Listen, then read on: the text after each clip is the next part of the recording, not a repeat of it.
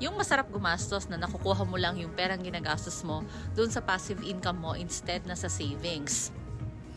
Sa ngayon, nagtataasa na ang mga bilihin, lahat tumataas pero yung sahod mo mababa. So, ibig sabihin nun, humihina yung purchasing power mo. So, anong gagawin mo? Do you really have to tighten yourself up or create an extra passive income stream? Sa extra passive income stream, iisipin mo, paano naman kung may trabaho ka?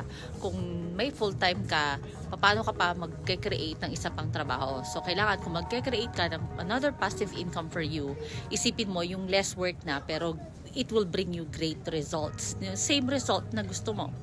So, my name is Melissa. I'm originally from the Philippines. We're living here now in Canada, and we know living here in Canada, especially economic downturn, mahirap ma-sustain ang lifestyle mo kung isa lang ang pinagtutuunan mo ng kita. You really have to create another income stream. My husband actually used to work sa town as a recreation center, while me, I'm previously a hotel manager dito rin sa Canada. Nung dumating yung opportunity na nagkaroon ng restaurant for sale, ginrab namin yon because Ronald and I actually wanted to have something we call our own. Ayaw namin maging employee forever. So, in-acquire namin ang restaurant ng November 2019, and then what happened is nag-pandemic noong February 2020. So imagine, even those carefully laid out plans, nagkakaroon ng mga sitwasyon na hindi mo naman kontrolado. So paano mangyayari yon? If you're going to position yourself at the right place, hindi ka matatakot na magkaroon ng economic downturn, ng pandemic, or nung kung ano pa man. So sinabi namin, kailangan namin mag-start na ng another passive income.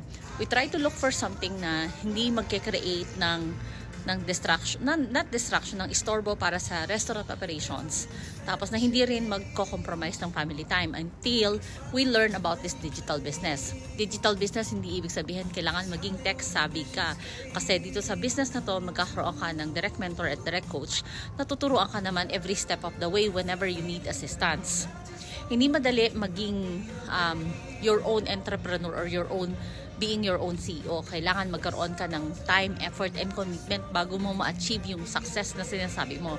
Pero, like I said, aside from what you are currently doing right now, kailangan magkaroon ka ng passive income na it works while you are sleeping. Not naman literally while you are sleeping, but you have to really be smart on creating a passive income that you are doing. So, if you are actually wanted to know more about the business, what I am doing, like right now, we are at the, hindi naman mall, isang factory outlet lang to ng isang brand.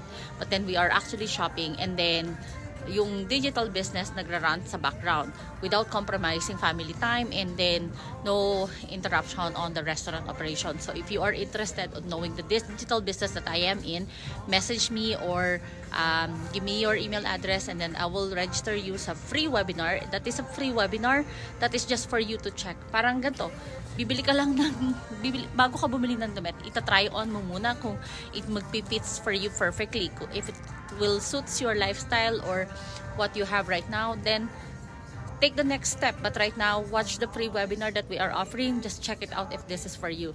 God bless us, everyone.